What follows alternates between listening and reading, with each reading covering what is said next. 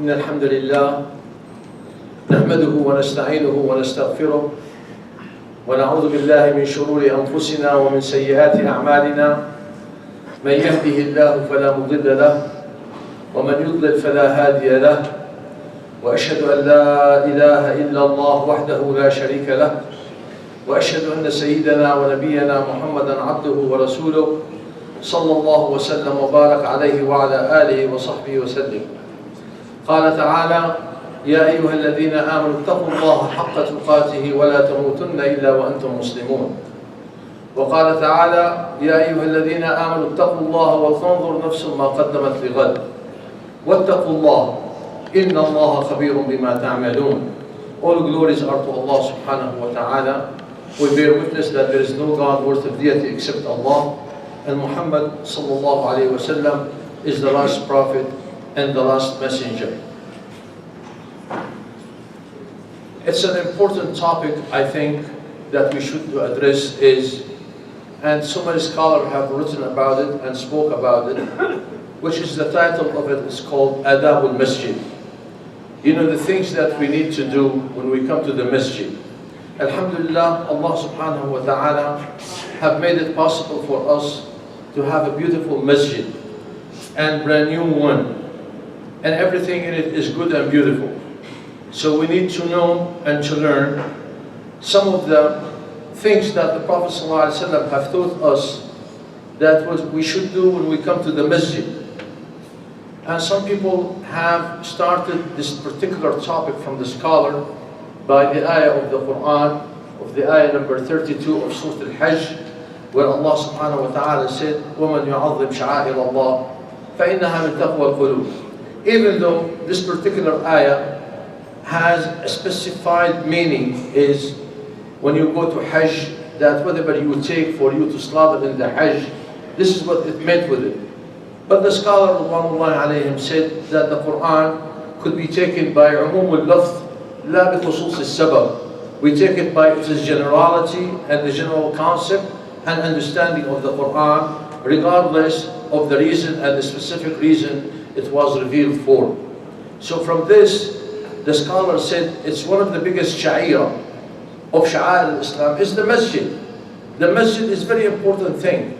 And that's why the Prophet ﷺ, when he came to Al-Madinah, the Prophet ﷺ, the first thing he had started is by establishing the masjid. The masjid is the most important thing in the life of the person, of the Muslim. Okay, now, and Allah subhanahu wa ta'ala in the Quran, He said, وَأَنَّ الْمَسَاجِدَ لِلَّهِ فَلَا تَدْعُوا مَعَ اللَّهِ أَحَدًا. What does it mean? It means that the masjid is for the remembering of Allah subhanahu wa ta'ala. The masjid, you cannot associate anything with Allah. You cannot commit shirk. You cannot do mistake. You cannot make a problem in the masjid. But yet, the masajid right now, we have so many mistakes. People do not know the etiquette or the adequate behavior when they come to the masjid. Most of us, they come to the masjid, we have cooked something. So we came to the masjid just because I want to catch the salah. But your smell, do you worry about your smell?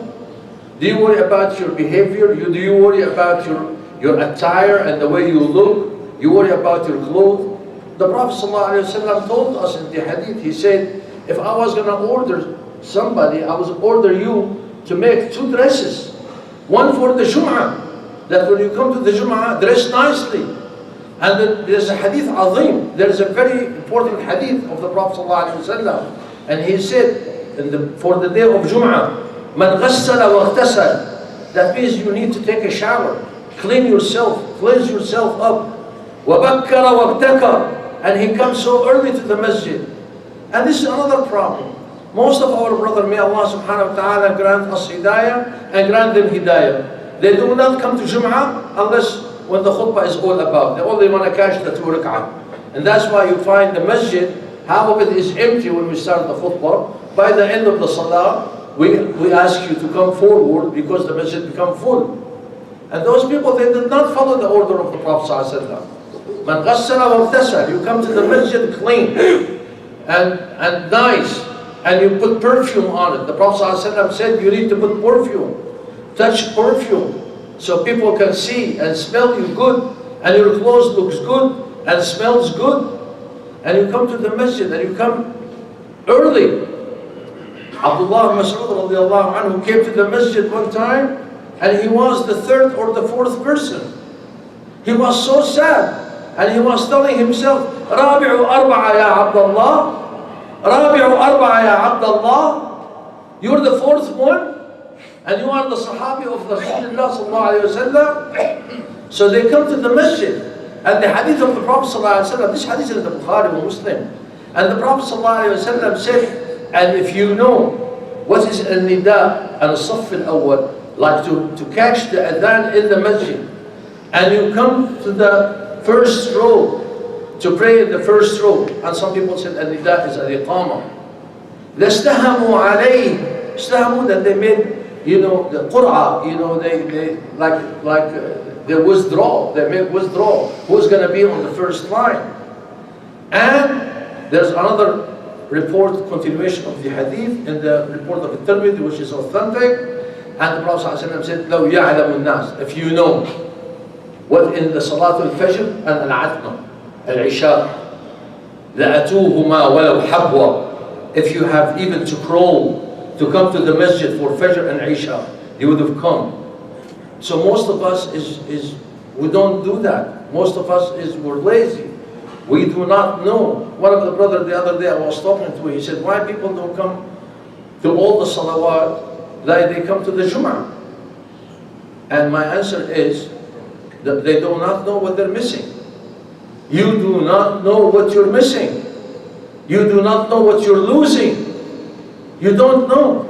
Just imagine. One hadith of the Prophet ﷺ, the hadith authentic by riwayat Imam Muslim, the Prophet ﷺ said, Man ghada in al-masjid aw rah. Whoever come to the masjid, coming to the masjid, or going away from the masjid. Allah subhanahu wa ta'ala, أعد الله له نزلا كلما غدا أو راح. Allah subhanahu wa ta'ala will establish for him a resort. A resort, imagine a resort. The whole entire resort. We go to resort, we spend so much money per night. The whole resort, and the resort of Allah subhanahu wa ta'ala, it is no comparison to the result that man made or we made. Allah subhanahu wa ta'ala will make for you a resort in Jannah every time you come and every time you leave the masjid. That means you have two resorts, just coming to the masjid, just a resort.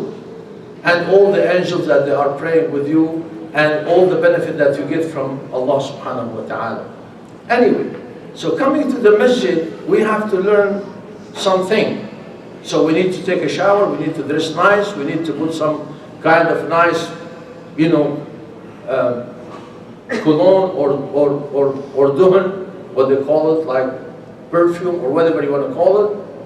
And you come to the masjid. When you leave your house, just leaving the house, and you say, Bismillah, Tawakkaltu ala Allah, wa la hawla wa la quwwata illa billah. Three things. Bismillah, Tawakkaltu ala Allah, wa la hawla wa la quwwata illa billah. And the Prophet ﷺ said, Hudiya, wa wuqiya, wa kufiya. Hudiya, that means he have done the right and the best thing. Wa wuqiya, he is protected. Wa kufiya, that means he had done some of the most of the good deed that he will ever can do. Kufiya, that means he had enough. He had enough of the good deed. And then there's another riwayah for a Tirmidhi, and then one devil will tell another one, he said, leave him alone. وَتَنَحَّى الشَّيْطَانُ عَنْهُ. In the hadith, the shaitan will leave him alone. And then when he meets another shaitan, one shaitan will tell another shaitan, he said, leave him alone. What are you going to do with the guy? Hudiya, wa wuqiya, wa kufiya. You see? So you say that. There's another hadith where the Prophet ﷺ, when he left his house, and that hadith of Salama radiallahu anha, she said that the Prophet ﷺ, when he left the house, he said, he prayed to Allah subhanahu wa ta'ala, to ask Allah subhanahu wa ta'ala for nur. اللهم أعطني نورا، اللهم اجعل في سمعي نورا وفي بصري نورا وعن يميني نورا وعن شمالي نورا ومن فوقي نورا ومن تحتي نورا واجعل لي نورا. He used to say that when he's coming to the masjid, the Prophet ﷺ.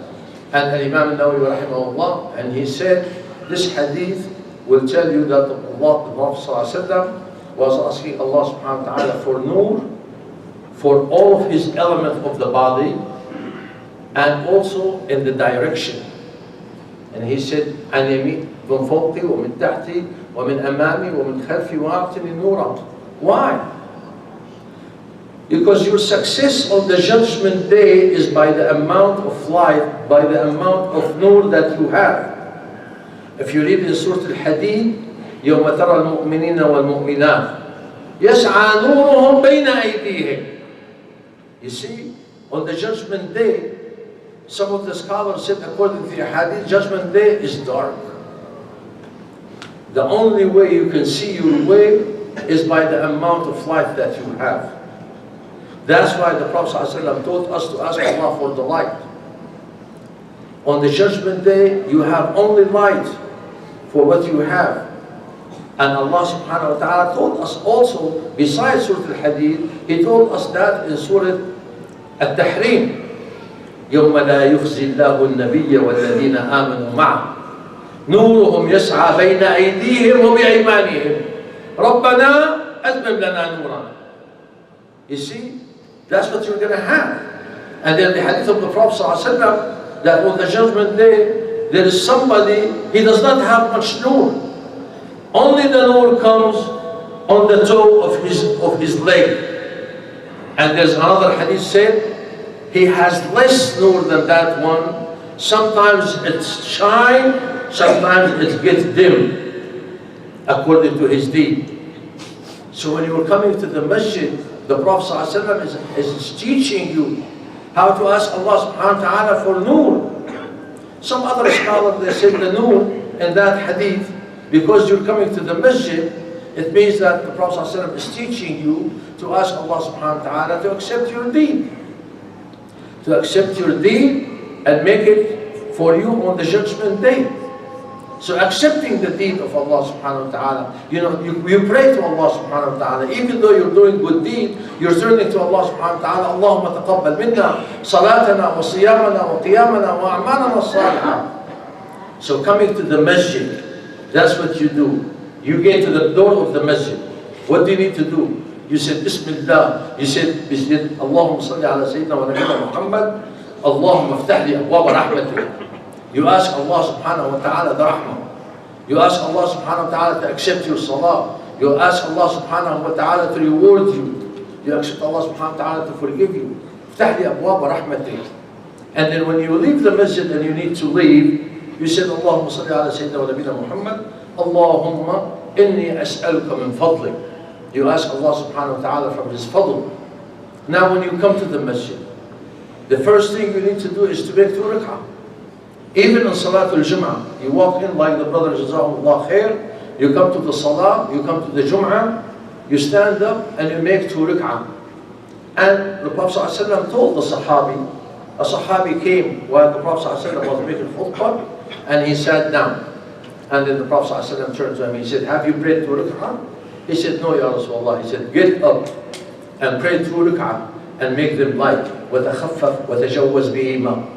Don't make them too long. Okay? Those 2 rak'ah are tahiyyat al-masjid. Some of the other brothers, they make sunnah of the Jum'ah.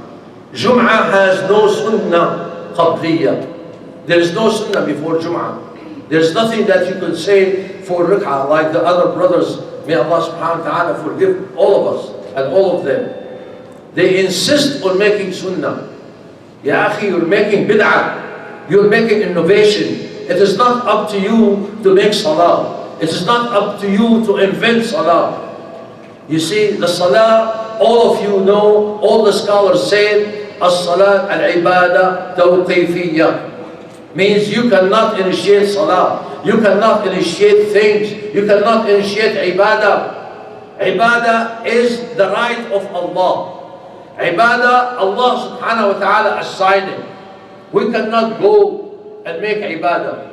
And by the way, even though, forgive me, all of those people, they are making and innovating and they're fabricating all those ad'iyah we can see every day on WhatsApp.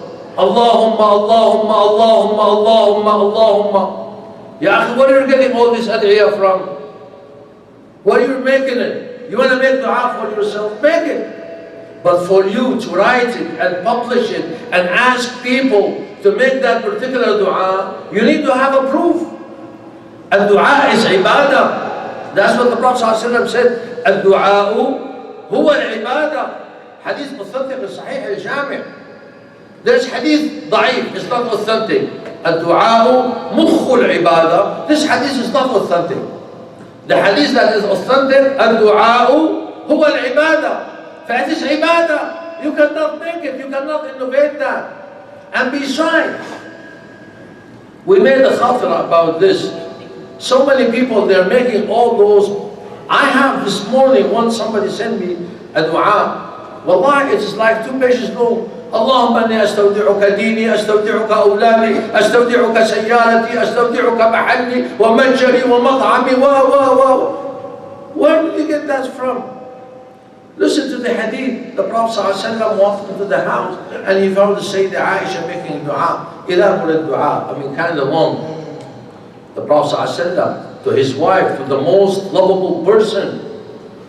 Aisha radiallahu anha is the most lovable person to the Prophet ﷺ. They came to him, they said, Ya Rasulullah, man ahabbu nasi ilayk? Who is the most lovable people to you? He said, Aisha. They said, Ya Rasulullah, we're not asking you about women. He said, Abu Bakr. You see, her father. Either Aisha or her father. And may Allah subhanahu wa ta'ala give hidayah to those people who they are touching Sayyidah Aisha radiallahu anha, or touching her father, or touching Sayyidina Umar. May Allah subhanahu wa ta'ala ruddana ila dinika raddan jamila. We need al-khair for all mankind, regardless of whoever they are.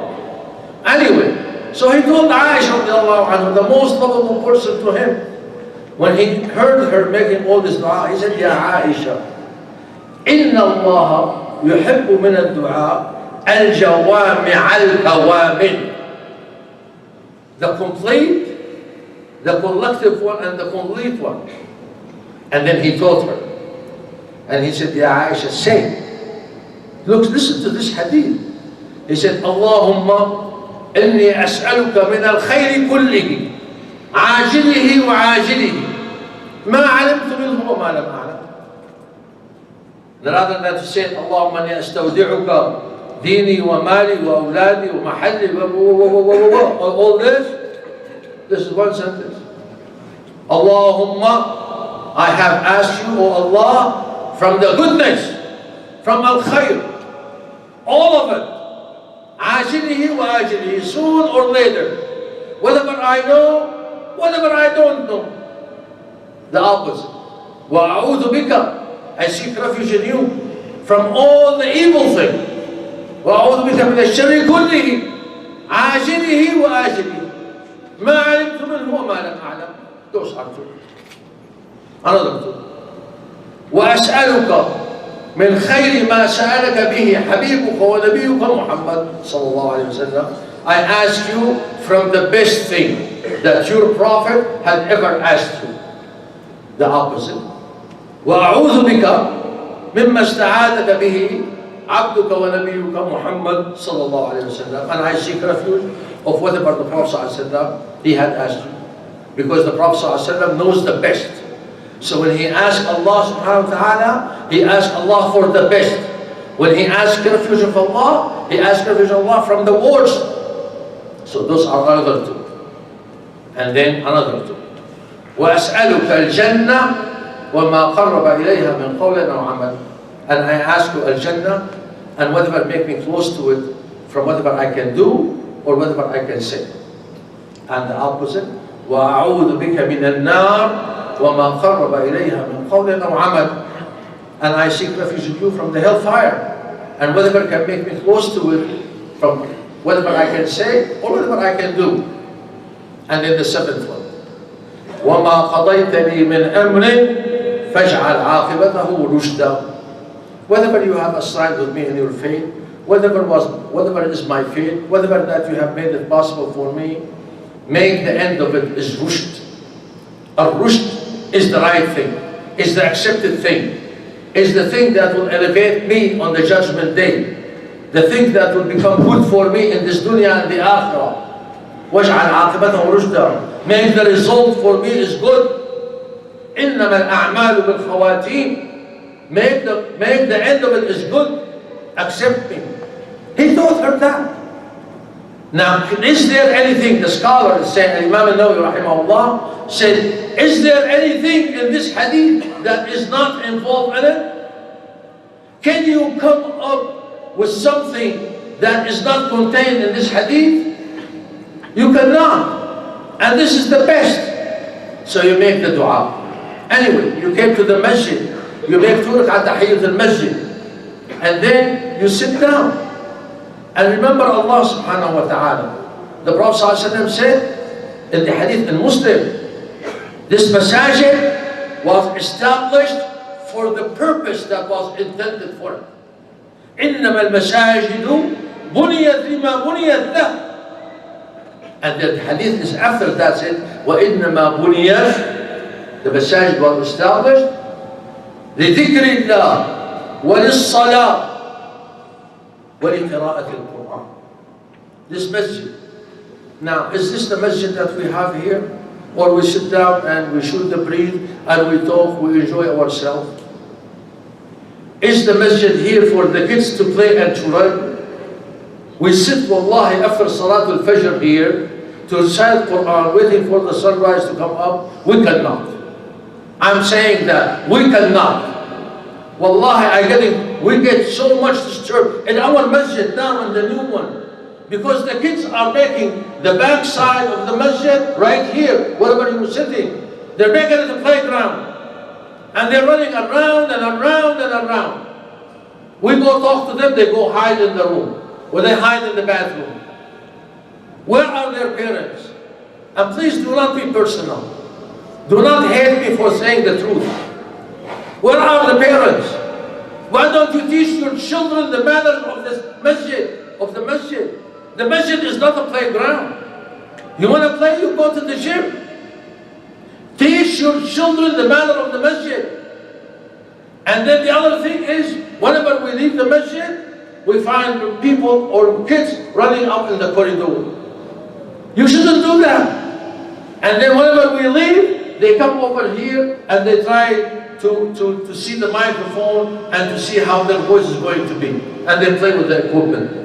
This is not a cheap equipment. Where are the parents? You send them to the masjid for what? Because you want to get rid of them from the house? Teach them manners. And people who they bring their children to the Jum'ah. The Jum'ah is for dhikrillah. The Jum'ah is for us to listen to the khatib. It is not for me to waste my time and looking at the kid jumping up and down in front of me. We told the masjid and the people of the masjid to make room and make a babysitter there to put all the kids there. But some people do not want to do that. Why? I don't understand. The masjid is for the recitation of the Quran, for the salah, for dhikrillah subhanahu wa ta'ala. It is not a playground. It is not to sit down and make ghiba and namima. It is not to buy and sell. Hadith authentic of the Prophet ﷺ, he said, if you see somebody in the masjid trying to sell something, tell him, لا أربح الله تجارته. May Allah subhanahu wa ta'ala does not give you profit in your tijara, in your buying and selling. And the Prophet ﷺ said, if you see somebody asking for his dala, he's wasting something, he lost something, and somebody will come to the masjid and say, you know, I lost my keys, I lost my telephone, I lost this and I lost that. Tell him, لا رد الله عليك ضالته. I hope that you will not get a fight. The masjid is not intended for that. The masjid is for the salah, for the qira'at al-Quran. You come to the masjid, is your socks clean? Or you have been working all day long and your socks stinks, and you come to the masjid and you make the carpet bad? Wallahi, this is not right. because I have to put my forehead wherever your feet are. And sometimes they smell, they stink like, you know what. You should not. As a respect, remember the ayah I told you. وَمَنْ يُعَظِّمْ شَعَائِرَ اللَّهِ فَإِنَّهَا مِنْ تَقْوَى الْقُلُوبِ. The masjid is sha'ira min sha'air Allah. I used to take care of it. I have to take care of it. I have to make it clean. And the hadith of Ibn Majah, the hadith is Hasan. The Prophet ﷺ said, I have looked and I found some of the things that people have in the Jannah is إخراج القذى. القذى من المسجد. They see something bad in the masjid, they take it out. You and me, we have to cherish this masjid. We have to clean it. We have to preserve it. We have to be protective of it. Your socks is no good, take them away and go wash your feet and come back. And I suggest to the people who they are in control of the masjid to buy, like the doctors in the hospital, they have something they wear on top of their shoes. Buy you a box, I'll pay for it and put it outside. If your socks stinks, get one of those pairs and put them on. They don't cost much. Please, Brother Yusuf, this box right there, people of the doctor, they know it in all the hospitals. You can wear it on top of your shoes, you can wear it on top of your socks. Let's preserve the masjid. And those people, the Prophet ﷺ said, if you eat garlic or onion, do not come to the masjid. إن الملائكة تتأذى مما يتأذى منه ابن آدم. The angels will get hurt from whatever you get hurt from. So the onion and the garlic, it smells bad. The Prophet said, don't come to the masjid. لا يقربن مصلانا. Now how about those people who they're smoking 2-3 pack a day and they smell all over? Whenever they walk, there's a cloud around them, tells you he's a smoker. Is it worse? Or the onion is worse? Or the people who they are behind the stove, they're cooking all day long, or whatever they were doing? Ya akhi, clean up yourself. Take care of the masjid. And then when you come to the masjid, this is the house of Allah. Wallahi, if somebody invited me, if akhi, my brother Abu Hussein invited me to his house, I will dress nice, I will smell nice, and I will go to his house, and I will not do anything because of respect of my older brother. Now how about وَلِلَّهِ الْمَثَلُ الْأَعْلَى? If I come to the house of Allah, what do I need to do? Make that comparison in your mind. If you are invited to somebody who is great, how are you going to behave? How are you going to act? What are you going to say? Are you going to sit down and make ghibah and namima and talk about this guy, or laugh, or make mockery of somebody? You're not going to do that. And then another important thing, those youngsters, please do not be hurt. This is the truth. I see women, they coming, or young girls, they come in the corridor, with some of our youngsters, they walk in the corridor. This is not right. The Prophet ﷺ said in the hadith of Ibn Majah, he said, Aisha said, that the Prophet ﷺ said, Bani Israel, they were not condemned. Bani Israel, they were not condemned until their nisa come to their masajid, comes to their place of worship, they're having perfume, and يتبخترن. يمشوا, يتبخترن. They walk halfway, Anyway, لعن بني إسرائيل. لعن بني إسرائيل عندما تبخترن نساءهن في المساجد وتعطرن. So tell your women, tell your daughters, this is the masjid of Allah. It must be preserved, must be respected. You want to do something wrong, do it somewhere else.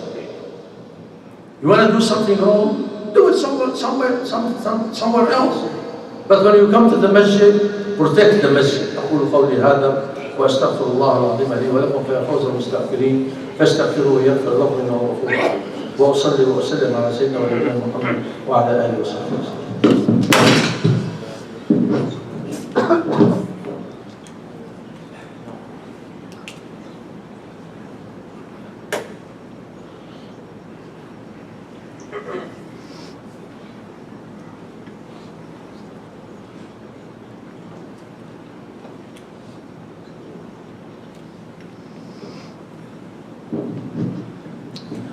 بسم الله الرحمن الرحيم. إن الحمد لله نحمده ونستعينه ونستغفره ونعوذ بالله من شرور أنفسنا ومن سيئات أعمالنا. اللهم تقبل منا وتب علينا. اللهم اهدنا واهد بنا يا أرحم الراحمين. اللهم إني أعوذ بك أن أضل أو أضل أو أزل أو أزل أو أجهل أو يجهل علي يا أرحم الراحمين. اللهم تقبل منا واغفر لنا وارحمنا. Another important thing, it become a habit that people they raise their voices in the masjid. You should not raise your voice in the masjid. Especially after the salah, we find people standing right there and they're laughing and they're talking and they're discussing and they're doing whatever. This is not the purpose of the masjid. You should not.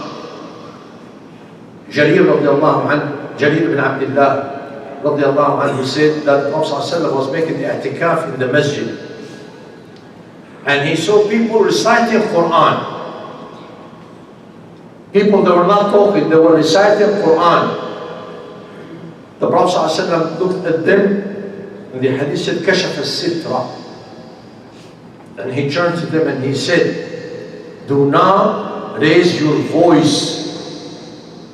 Do not raise your voice on each other in recitation of the Quran. And the Prophet ﷺ said, even if you are in the salah, you're qira'ah, they're making salah. Some people, when they're making salah, qiyamul layl. Some people will stand and they make qiyamul layl and they raise their voice. The Prophet ﷺ said, do not raise your voice on others. It means that, it doesn't mean that you don't have to speak up a little bit. Yes, you speak up a little bit, but do not make tashwish. Do not disturb others. For God's sake, in your understanding, if the Prophet ﷺ is preventing us from raising our voice in recitation of the Quran, what would he say if we are raising our voice in some worldly manner? If recitation of the Quran, you should not raise your voice. Does that mean that you should do, and you could raise your voice in something else? And people are laughing and talking. Wallahi, this is in violation of the respect of the masjid. This is in violation of the respect of your brother who's praying or making dhikr. You want to shoot the breeze? Go outside. Go outside. Leave the masjid. Give hurmah to the masjid. Please. So protect the masjid and do everything you can. أقول قولي هذا وأستغفر الله العظيم لي ولكم. اللهم اغفر لنا وارحمنا وتقبل منا وتب علينا يا أرحم الراحمين. اللهم أعنا على ذكرك وشكرك وحسن عبادتك ولا تجعلنا يا مولانا من الغافلين عن ذكرك ولا عن طاعتك وتب علينا واغفر لنا وارحمنا وتقبل منا يا أرحم الراحمين. I end up with this hadith, which is a beautiful hadith. The Prophet ﷺ said, whoever made wudu in his house and he made it good and he walked into the masjid, every step to the masjid, Allah subhanahu wa ta'ala will elevate him a degree in Jannah. And every step to the masjid, Allah subhanahu wa ta'ala will lower, يَحُطُّ عَنْهُ خَطِيئًا. Allah subhanahu wa ta'ala will wipe out some of his bad deed. And then when he comes to the masjid, the Prophet ﷺ said, he does not come for any purpose except the salah. كان له, this is the hadith, authentic by Sahih Abi Dawood. Shaykh Nasr al-Din al-Albani rahimahullah made it authentic in Sahih Abi Dawood. كان له أجر سنة. كان له أجر سنة صيامها وقيامها. You come, you protect the masjid, you make the wudu, you come to the salah, you walk into the masjid, you make the ad'iyah. You make the ad'iyah which we talked about. You come to the masjid, you make turk'at tahiyyat al-masjid, and then you pray. You have the reward of 1 year. صيامها وقيامها. وصلى الله وسلم وبارك على سيدنا ونبينا محمد وعلى آله وصحبه وسلم. اللهم انصر بلاد الشام. اللهم انصر أهلنا في غزة وفي فلسطين وفي كل مكان. اللهم انصر أهلنا في كشمير. اللهم انصر أهلنا في جميع بلاد المسلمين. اللهم ارفع مقتك وغضبك عنا. اللهم ارفع مقتك وغضبك عن بلاد الشام. اللهم نصرك المؤزر الذي وعدت. اللهم نصرك المؤزر الذي وعدت. اللهم نصرك المؤزر الذي وعدت. اللهم ارحم شهداءهم، اللهم اشف مرضاهم، اللهم تقبل منهم وانصرهم وارحمهم يا أكرم الأكرمين يا أرحم الراحمين يا ذا الجلال والإكرام. وآخر دعوانا أن الحمد لله رب العالمين، وصل اللهم وسلم وبارك على سيدنا ونبينا محمد وعلى آله وصحبه أجمعين.